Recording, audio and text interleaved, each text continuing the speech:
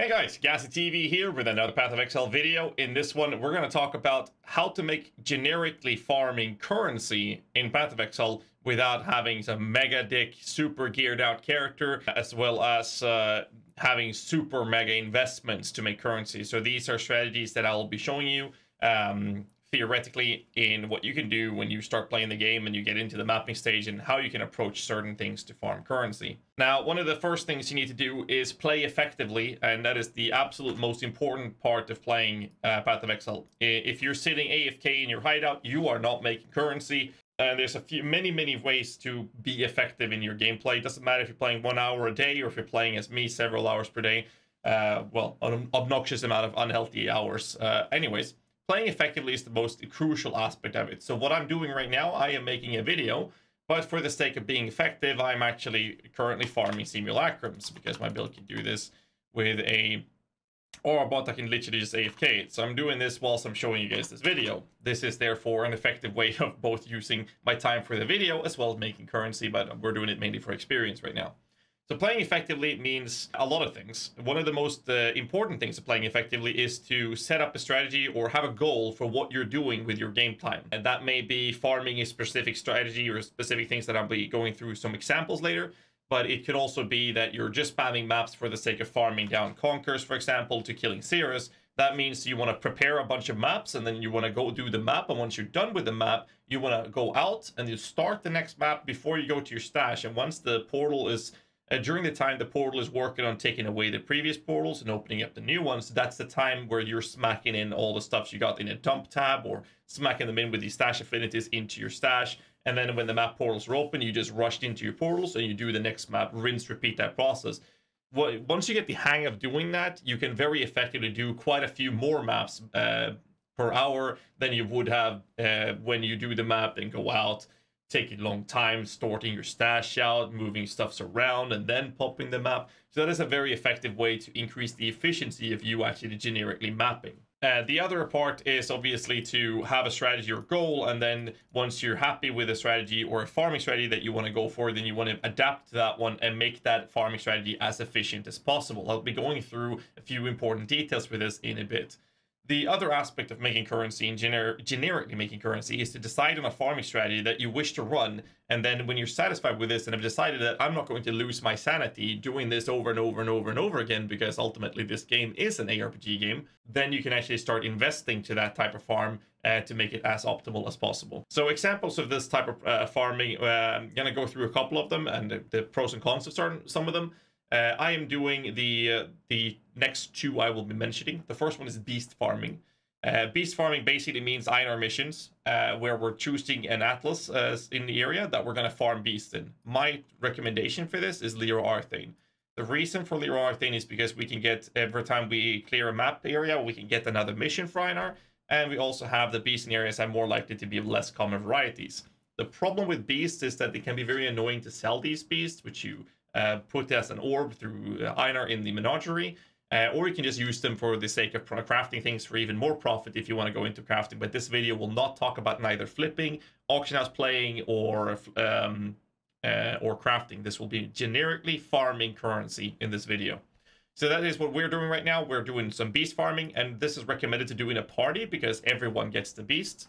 Normally, it is better to do investment to this. So when we're talking about investment, I'll go through that in a bit. At the end of this video, I'll talk about investments. But when you do investments, we're talking about scarabs and watchstones mainly. But without investments, we're talking about blowing up all the Einar missions on farming in a specific area. My recommendation for Einar would be to do it in the Leroy Arthane area, allowing you to get less common varieties of the red beast. So that's one way of doing it when it comes to the Einar missions. So once you've tried that out, and if you feel that you enjoy doing that, then you can start looking into running it with watchstones or investing into scarabs, for example, to do that in an effective way.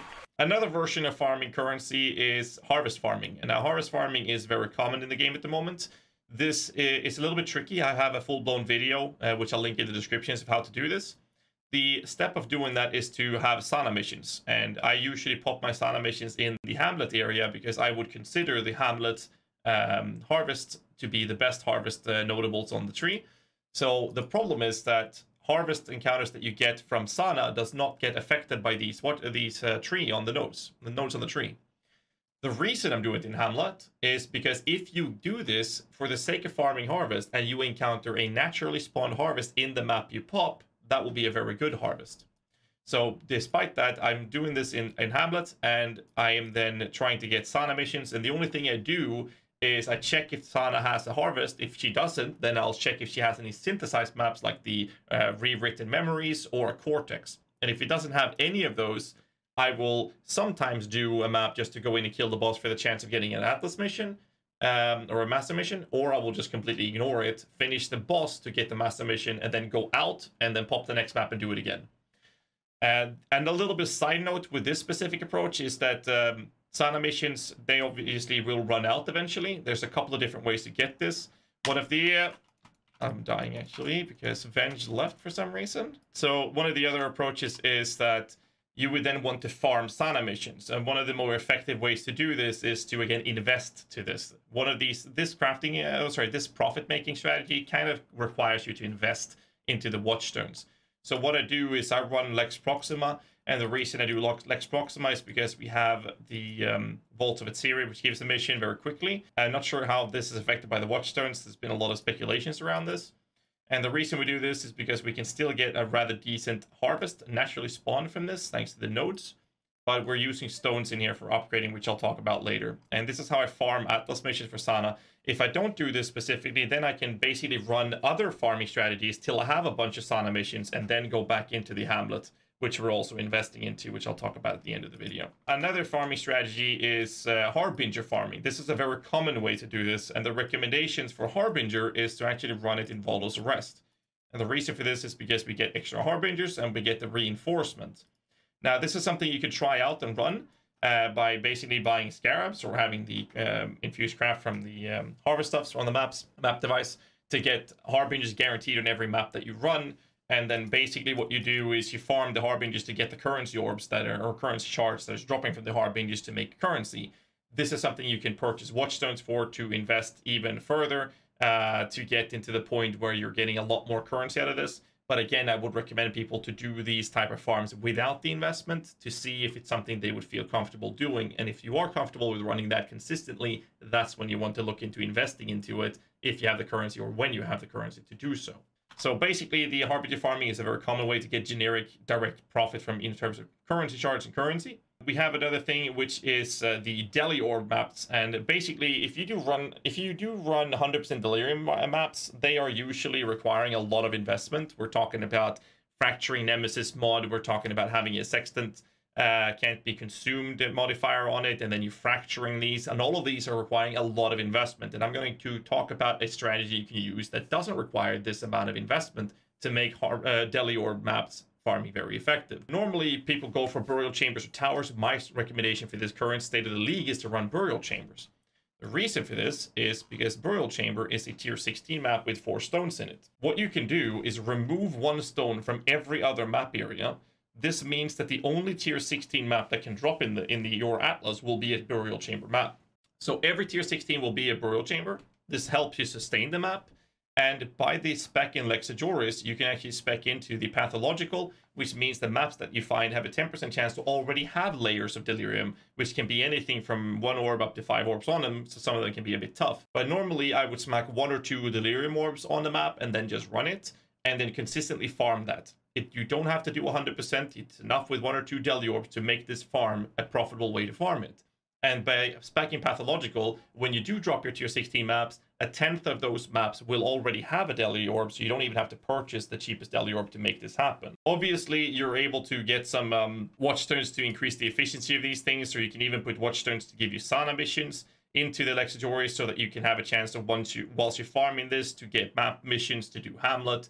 You can have other stones in here to give you master missions for Einars. You can do based farmers. It all depends on how you want to design the investment for this. But normally, when you're looking at non-invested approaches, we're talking about having 1 or 2 Deli Orbs on Burial Chambers and just farming that with the Deli Orb sorted. Obviously, increased layers of Deli Orbs mapped will require a little bit better effective on your actual character or your build to do these things. The next step would be Legion farming that I would also recommend doing, and this is done in New Vestir. And the reason for that is because you can make each Legion in the areas contain additional warhordes, And you can also make sure that splinters have a 1% chance to drop as a full emblem. And this is a very effective way to make currency in general from the warhordes, as well as giving you some emblems that you can sell or run if you can or want to. And you also get additional sergeants who also always have rewards. This is a very effective way to do this. Some side details on the tree is, for example, on the new Vestir, you can go in for Abyss farming if you want to. You can skip this and you can go for Total Anarchy to get some extra exiles in the area if you want to. It all depends on how you want to design the rest of it, but normally the main focus is going to be the Legion farming in New Vestir, and that's just generic profit. And again, the investment to this one is not so much the Watchstones, but mostly the Scarabs to buying better Legions and more Legion encounters, which is the best way to do it. So we're going to talk about investment a bit, and we're going to take them step by step. So if you're looking at beast farming and looking at the investments that are possible for this, the Watchstone investments, in my recommendation, would be to have 2 out of 2 different Watchstones. One of them is the Flocking Titanium Leroy Arcane Stone. This one gives you a chance to create a copy of beasts captured in the areas, allowing you to get more beasts this way. I normally would recommend that you have 2 of those, like this. The tier 1 roll goes up to 10%. These are kind of expensive, so if you look at this modifier, that is an investment of 1 Exalted, 1.5 Exalted even each. And then the other stones that I would use is the tier 1 roll with a chance for a red beast in the area to be of less common variety, because it stacks with the node natural selection to further enhance the idea of finding rare beasts. The problem with these stones is that the tier 1 roll for this is about 5 Exalteds each. So this is a bit of a bigger investment to do. And the reason I suggest people to try the farm out without the investments is to basically be in a position where you test the farm out, and if you feel that this is something I'll be fine with running consistently, then you can invest to it, because your investment will have to pay itself back, right? The Scarab investment for this is very straightforward. You just use the Einhar Scarabs because that's better than the Einhar missions, and you don't need to worry about having Einhar missions. You basically buy any of the Scarabs, you even buy the shittiest one, and that will still be a very effective way to farm currency. I see the chat is talking about Beyond monsters. Yes, Beyond is also a very good way to farm currency. Even Breach farming is very effective as well. There are multiple. I'm just listing the ones that I feel comfortable with and the ones that I prefer. There are multiple other ways except outside of the ones that I'm talking about as well for this. So applying the investments to harvest farming, like I mentioned, this is a bit tricky. I have a full-blown video for this. I'll just talk about it real quick.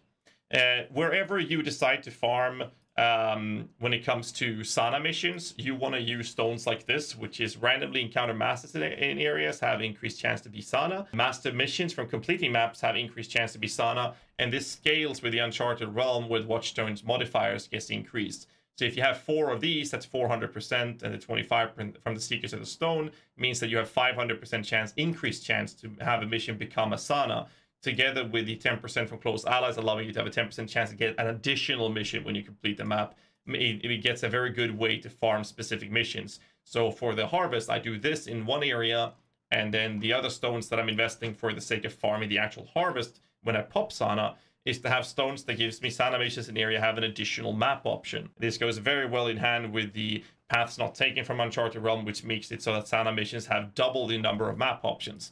This will drastically increase the odds of you getting a mission from Sana that has complete a harvest, so that you can guarantee a harvest in those maps. Now, these stones with 1+ of Sana missions, they go for about 1.2x, and the bigger ones are going for a lot more. They're going for 14, 15x. I'm not even going to bother this. Obviously, the more maps the Sana is offering you, the more currency you can make doing the strategy. You can sell the crafts on TFT Discord. You can use the crafts for profit crafting if you want to, but that's basically the strategies of farming harvest. In Harbinger, it's very straightforward.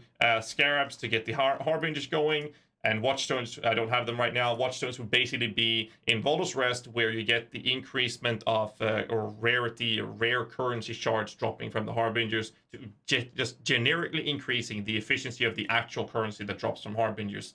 And that would be those Watchstones, and they are very expensive because this is a very popular farming method in the current state of the league. The Deli Orbs, well, obviously you'll have to invest into the Deli Orb. If you're doing the 1 to 2 Deli Orb farming, you'll have to buy them unless you get lucky and drop some of the Burial Chambers with the Delirium layers, which can happen with this strategy to reduce the cost of going in with it. You can look into some Watchstones if you want to do that. It all depends on how you want to approach it. Legion farming, well, again, it's the same thing there. You can look into the Watchstones for it if there's anything you really want to push, but mainly it's going to be the Scarabs that you want to invest in when it comes to Legion farming.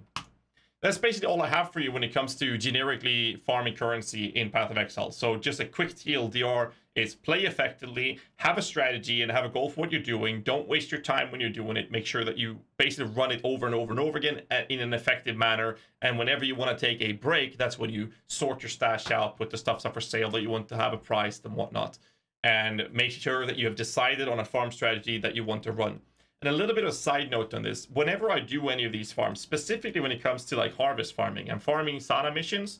To get a red Sana mission, I make sure to do a red tier map, but I make sure that I run tier 14 or higher. And the reason for that is because then I can progress Conquerors to actually get access to Cirrus. And then when I have plenty of Sana missions, then I do the same thing in Hamlet, so that every map I run not only is designed to farm the specific mechanic that I'm farming, but it also progresses into farming bosses. So when I do this, I will every now and then get some Conquerors, I will every now and then get some Cirrus access, and every now and then the bosses will drop some Elder maps, they will drop some Shaper maps, Shaper Guardian maps, I will get some synthesized maps, and if I at any time get myself some Elder maps or some Elder maps that is in the area that I'm doing this farm, then I will use that in the process of farming the strategy that I'm going for.